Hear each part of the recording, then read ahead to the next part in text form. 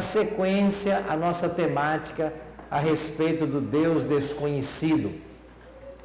Para os discípulos de Atos 19, eles não sabiam nada sobre o Espírito Santo, mas a palavra de Deus, obrigado Kevin, mas a palavra de Deus traz para nós informações importantíssimas, e esse Deus não é para nós desconhecido.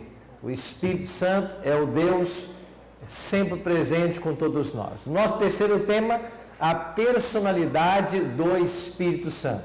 Já estudamos sobre a divindade do Espírito Santo no primeiro tema. No nosso segundo tema vimos o Espírito Santo na produção da Bíblia, como que a Bíblia foi produzida, e vimos ontem 4 palavrinhas que vocês devem guardar: revelação, inspiração, iluminação, e falamos também sobre a preservação das Escrituras Sagradas. Precisamos descalçar as sandálias. Isso significa despir de nossos preconceitos e deixar que a Bíblia nos ensine aquilo que ela deseja ensinar. Antes de avançarmos então no tema de hoje, a personalidade do Espírito Santo, queria convidar você para nós orarmos mais uma vez. Assim como você está, por gentileza, feche seus olhos e vamos orar. Pai querido, muito obrigado por mais um dia que o Senhor nos concede e pela oportunidade de estarmos todos agora reunidos em Tua casa para louvar e bendizer ao Teu nome e para estudarmos a Tua palavra. Suplicamos que o Teu bom e santo Espírito esteja presente com todos nós e que entendamos mais uma vez o recado do céu para cada um de nós. Que o Deus Espírito Santo seja o nosso professor mais uma vez e que nós compreendamos um pouquinho mais a respeito desse Deus maravilhoso. É a nossa oração, em nome de Cristo. Amém. A Bíblia apresenta vários símbolos para o Espírito Santo. Você está lembrado, quem sabe o mais comum seja a pomba. Não mais comum, mas o mais conhecido. Porque no batismo de Cristo, o Espírito Santo ungiu a Cristo e ele desceu em forma corpórea de uma pomba. Na parábola das 10 virgens, 5 virgens eram prudentes e tinham reserva de azeite, 5 eram loucas e não tinham azeite. O azeite na parábola é também um símbolo do Espírito Santo. Na conversa de Jesus com Nicodemos, em João capítulo 3, Jesus usou uma analogia muito interessante, ao dizer que o vento sopra para onde quer, ouves a sua voz, mas não se vê nada. Jesus diz que assim é a obra do Espírito, é como um vento. Então há pelo menos 8 ou 9 analogias bíblicas sobre o Espírito Santo. Elementos da natureza que são aplicados ou usados para descrever aspectos do Espírito Santo.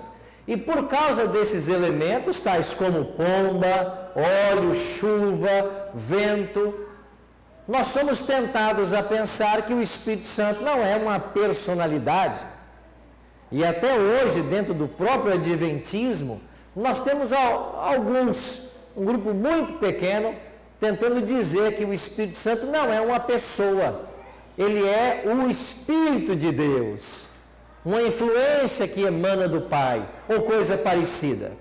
Bom, isso é defendido inclusive pelos testemunhas de Jeová, que acreditam que o Espírito Santo seja apenas a força ativa de Deus. Mas veremos nessa noite que não. O Espírito Santo, ele é uma pessoa.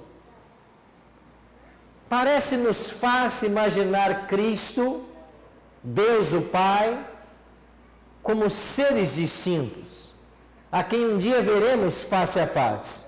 Mas você já pensou que nós também veremos o Espírito Santo face a face? Você já parou para pensar que o Deus Trino, nós um dia veremos face a face as 3 pessoas da divindade? Vamos tentar entender um pouquinho melhor esse tema, avançando na compreensão bíblica da personalidade do Espírito Santo. Bom, Uma personalidade se distingue por 3 elementos básicos. Para que haja uma pessoa, você precisa de inteligência, vontade e sentimentos. Isso identifica uma personalidade. E o Espírito possui todas essas características? Vamos começar com a inteligência. O que a Bíblia fala sobre o Espírito? João 14, 26. Cristo diz assim: mas o Consolador, o Espírito Santo, a quem o Pai enviará em meu nome, esse vos ensinará todas as coisas e vos fará lembrar tudo o que vos tenho dito. Eu pergunto, se o Espírito Santo é aquele que ensina, ele é o quê? Professor. E pode haver um professor sem haver inteligência? Impossível.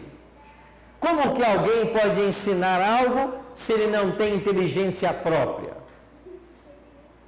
Então, o primeiro elemento de uma personalidade, o Espírito possui. Ele é professor. Mas uma personalidade também tem vontade.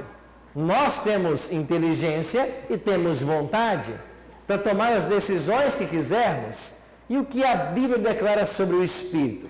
Atos 16, 6 e 7. E percorrendo a região frígio-gálata, tendo sido impedidos pelo Espírito Santo de pregar a palavra na Ásia, defrontando Mísia, tentaram ir para a Bitínia, mas o Espírito de Jesus não o permitiu. A Bíblia está falando do apóstolo Paulo, e ela é clara em dizer que quando ele quis ir para uma direção, o Espírito Santo impediu, depois não permitiu, porque o Espírito Santo queria que Paulo e Silas fossem para Macedônia. Então você vê claramente nesse texto, é apenas um exemplo, poderia citar vários, de o Espírito Santo exercendo vontade. Ele não só comissiona e envia, como ele impede, proíbe de que alguns discípulos fossem em certas direções. E o terceiro elemento de uma personalidade é o sentimento. E o Espírito tem sentimento? Efésios 4:30. E não entristeçais o Espírito de Deus, no qual fostes selados para o dia da redenção. Sim, o Espírito pode ser entristecido. É lógico que ele é uma personalidade, porque se o Espírito Santo não fosse uma pessoa, um ser distinto, ele não teria esse sentimento, ele não poderia ser entristecido. Você não entristece uma energia. Se o Espírito Santo é uma força que emana do Pai, ela não poderia ser entristecida, porque a energia não pode ser entristecida. O que pode ser entristecido é um ser distinto, que possua emoção, inteligência, vontade, e são esses elementos que caracterizam uma personalidade. Sim, a Bíblia ensina que o Espírito Santo é uma pessoa divina, distinta do Pai e do Filho. Então, a Igreja Adventista, como eu coloquei na primeira mensagem, no livro Nisto Cremos, define que nós cremos nas 3 pessoas da divindade: Pai, Filho e Espírito Santo. Nós cremos que tudo que Deus o Pai é, Deus Filho é, e o Deus Espírito é. O Pai não é maior que o Filho, nem o Filho maior que o Espírito. Todos possuem os mesmos atributos, o mesmo poder, a mesma sabedoria.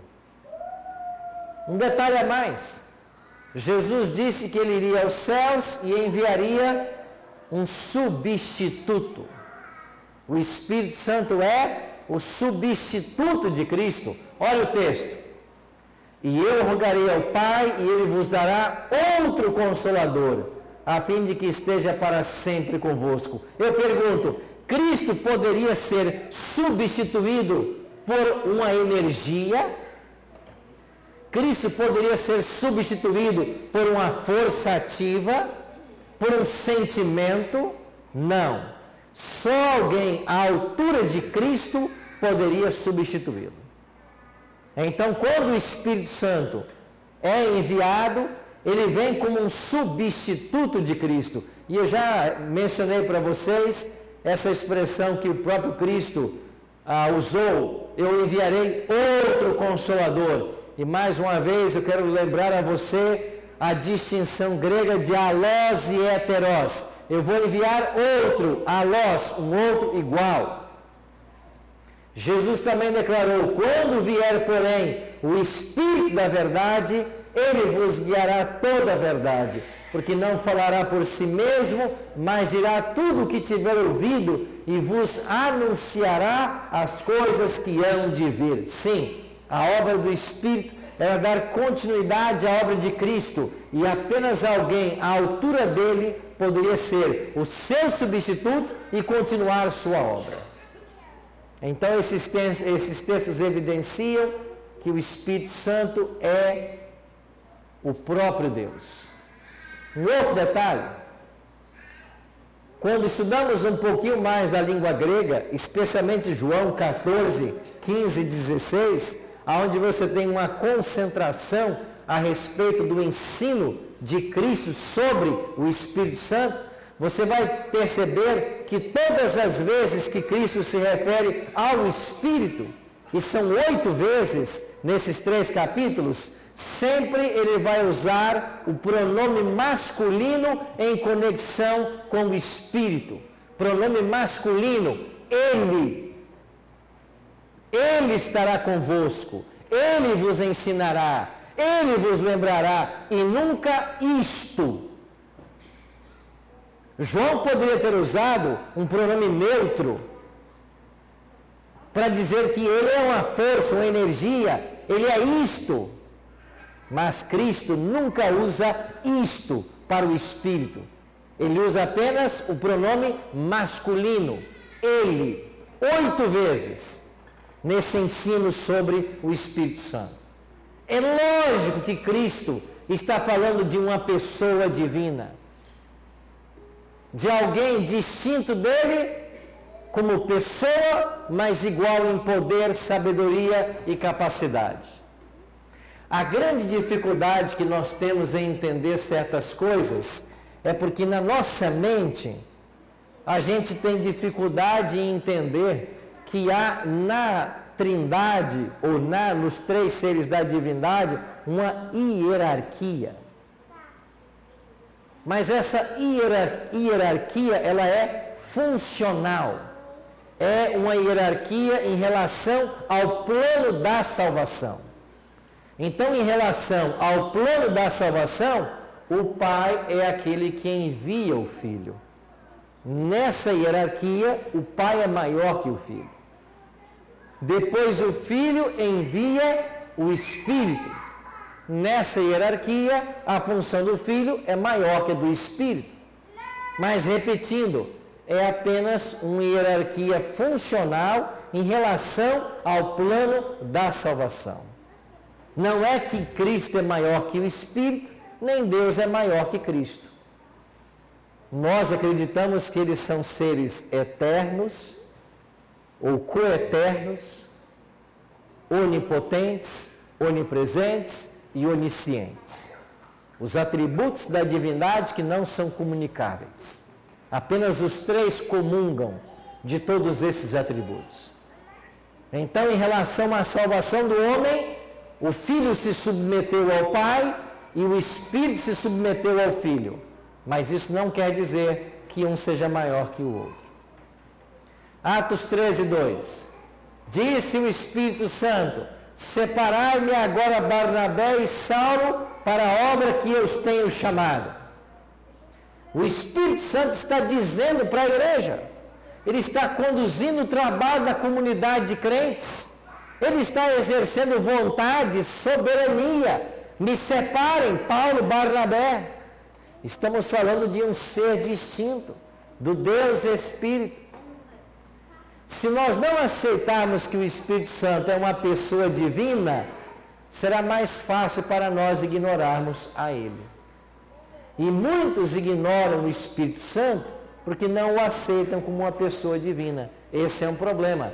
Portanto, Deus só estará no centro da nossa experiência cristã quando reconhecemos o Espírito Santo como uma pessoa divina e que deseja nos usar. Então, hoje, quando falamos em cristianismo e quando falamos em relacionamento com Deus, o Deus que foi enviado para estar conosco até a consumação dos séculos é o Deus Espírito. E é desse Deus que nós precisamos manter intimidade. O Espírito Santo também é chamado de Paráclito. O que é o Paráclito? É aquele que está ao lado para ajudar. Algumas versões usam advogado, ajudador. Esse é o Paráclito divino. Então o Espírito Santo está ao lado nosso para nos ajudar. A melhor tradução para Paráclito seria confortador. É aquele que está ao lado para nos confortar. Esta é a obra do Espírito Santo. E eu e você somos chamados a buscar e ter intimidade com o Deus Espírito. Passa para mim, por gentileza. Eu estava há alguns anos em Palmeira dos Índios, lá no estado de Alagoas. Tem alguém de Alagoas aqui hoje? Alagoano? Minha sogra de Alagoas também, né?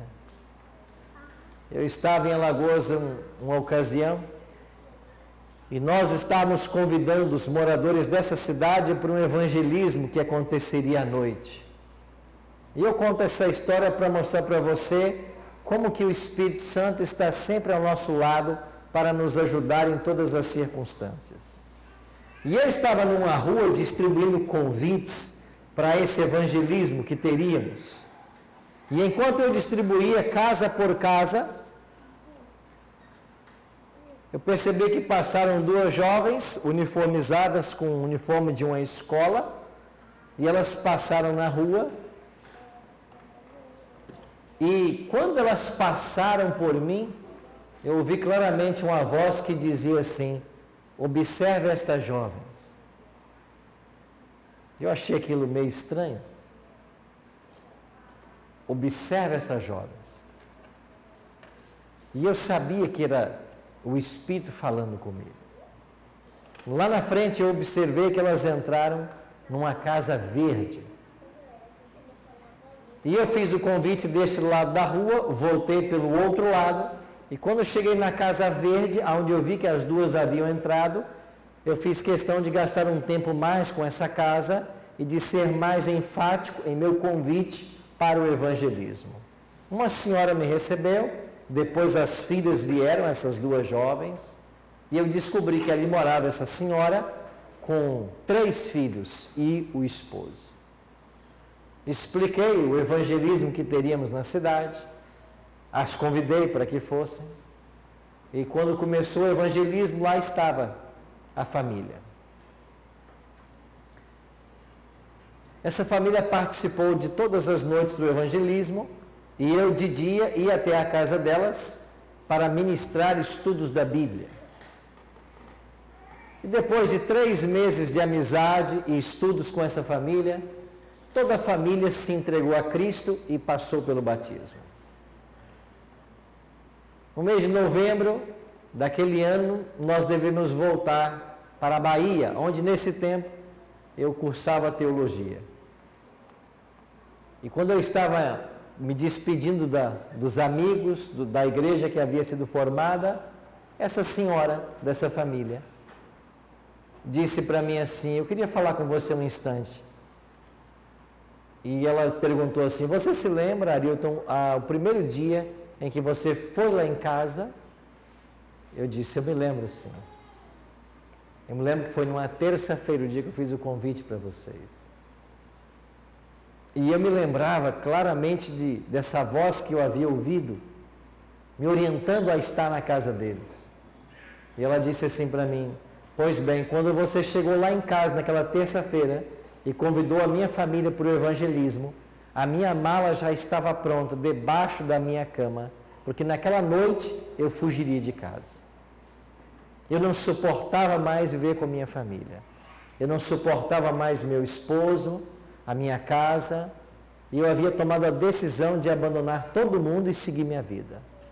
A mala estava pronta, debaixo da cama, e naquela noite eu fugiria. Mas você foi lá em casa e fez-nos um convite. Algo pareceu especial naquele convite. E ao invés de fugir, eu chamei minhas filhas e nós fomos para o evangelismo. E lá na primeira noite eu percebi que Deus tinha um plano para a nossa família. Nós ficamos assistindo os evangelismos, Deus mudou completamente a nossa família e hoje nós somos uma família feliz e agora aguardando a volta de Jesus. Eu fiquei pensando, eu nunca saberia da história dessa família. Eu nunca imaginaria que ali alguém estava para abandonar um lar, que uma família estava para ser desfeita, mas que foi alcançada porque o Espírito disse que a gente deveria ir lá. Amigos, isso é impressionante. É esse tipo de intimidade que nós somos chamados a vivenciar.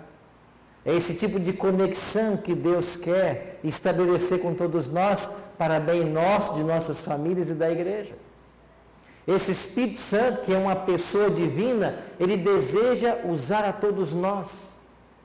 E nós, quando falamos em cristianismo, quando falamos em comunhão, a comunhão ela é com o Espírito, porque ele é o representante de Cristo. Nós temos que aprender a ter intimidade com o Espírito. E é por isso que daqui para frente, nas temáticas que vamos ter nessa semana, você vai entender como nós podemos ser mais íntimos do Espírito Santo. Como nós podemos entender que ele é uma pessoa divina, o representante de Cristo, e que está ao nosso lado como paráclitos, como confortador, para ajudar em nossa caminhada. Deus o Pai está no trono, Deus o Filho está à sua direita, eles estão no santuário, o juízo está em processo, e aqui na terra está o Deus Espírito.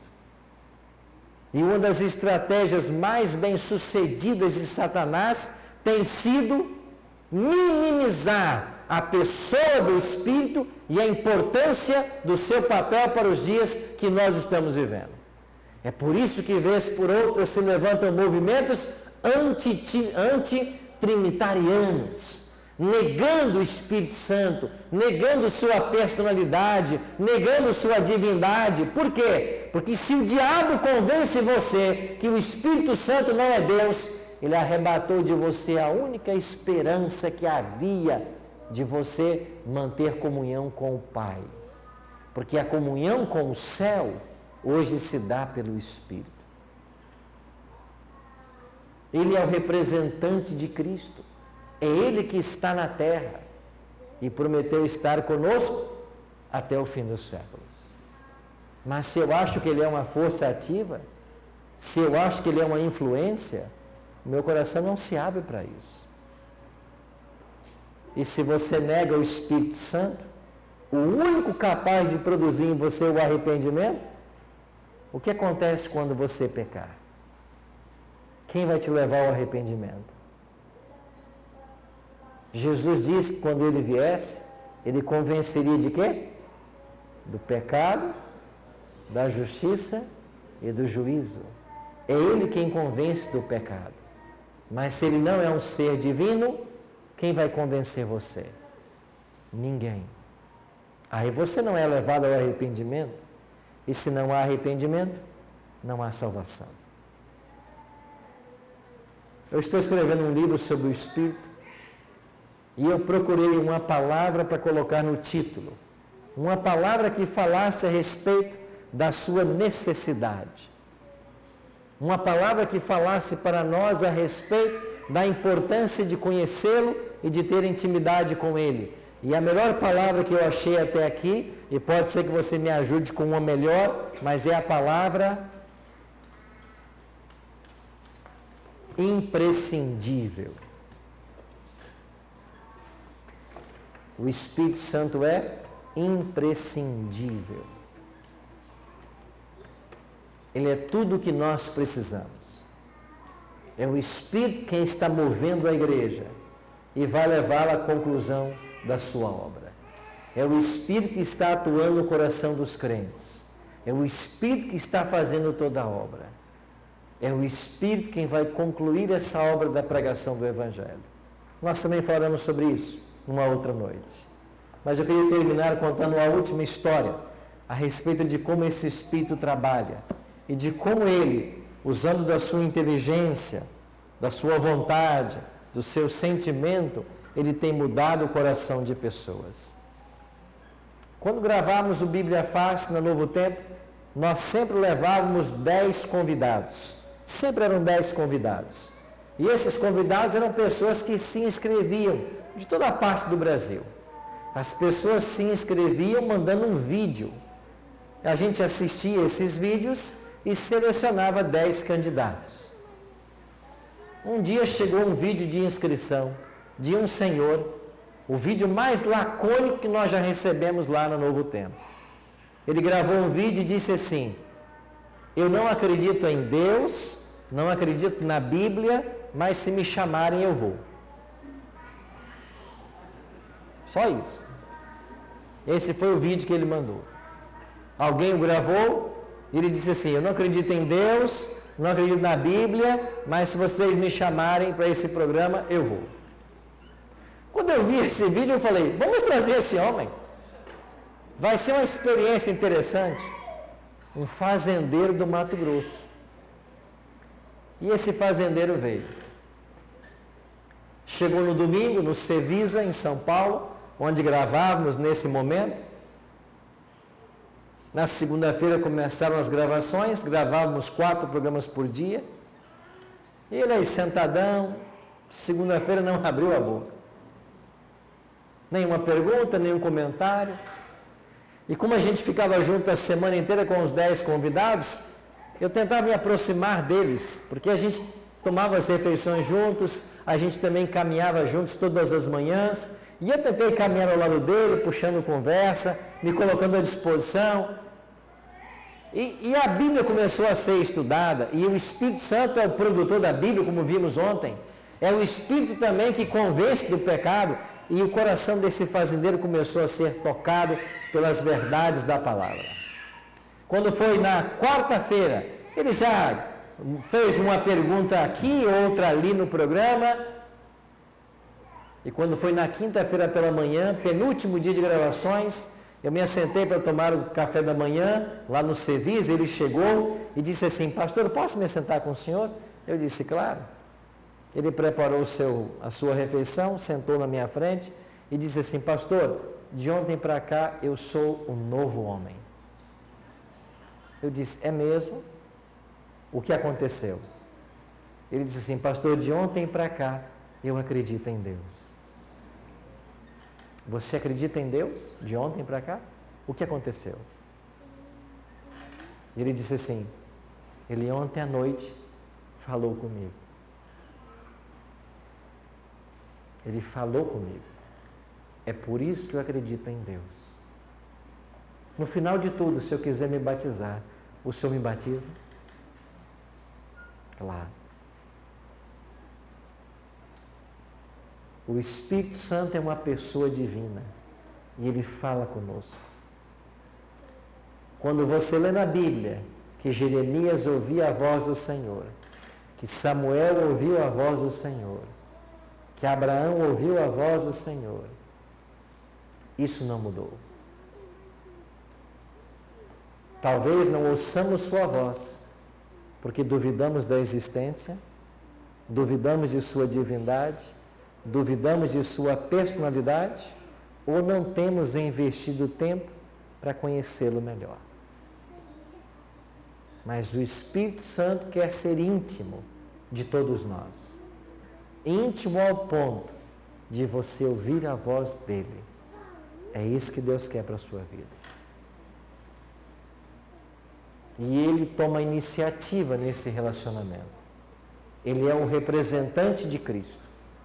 Ele foi enviado para estar conosco. Por isso, aproveite cada momento da sua vida para entreter comunhão com o Espírito Santo, o representante de Cristo, o nosso advogado, o nosso ajudador, o nosso conselheiro. Vamos orar? Pai Santo, muito obrigado porque a Tua palavra não nos deixa em trevas com relação a esse tema tão especial. O Espírito Santo é uma pessoa divina, distinta do Pai, distinta do Filho, mas coeterna, coexistente, onipotente, onipresente e onisciente. E obrigado porque esse Espírito é que hoje trabalha em nosso coração e está ao nosso lado, nos ajudando em nossa caminhada cristã. Todas as vezes que abrirmos a Tua palavra, todas as vezes que orarmos, todas as vezes que pararmos para refletir e meditar, queremos convidar que o Senhor se aproxime. Nós queremos ter intimidade com o Senhor. Nós queremos poder ouvir sempre a Tua voz. Nós queremos ouvir os Teus conselhos. E nós queremos tomar as decisões certas com a Tua ajuda. Por isso, Pai, nos abençoe a todos nessa noite. E que esse sábado seja um sábado muito especial. E nós queremos declarar que o Senhor é bem-vindo em nosso meio. Fica conosco, porque já é tarde. Ajuda-nos, Pai, a aprofundarmos a nossa caminhada, a nossa intimidade e o nosso relacionamento contigo. É a nossa oração. Em nome de Jesus. Amém.